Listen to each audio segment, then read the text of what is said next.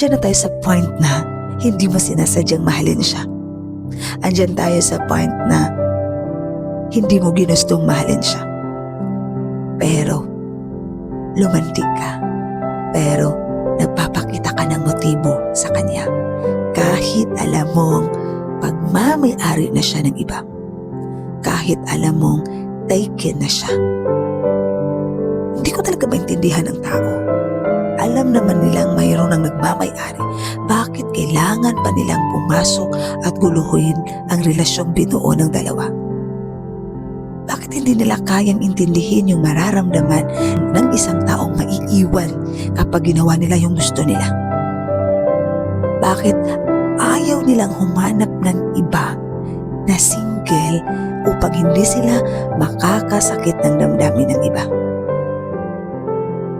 Ang lupit, no? Yung hindi talaga nila maramdaman. Kasi ang gusto lang nila kung ano yung magpapasaya sa kanila. Kahit may masasaktan at kahit may maaapakan silang tao, gagawin at gagawin nila.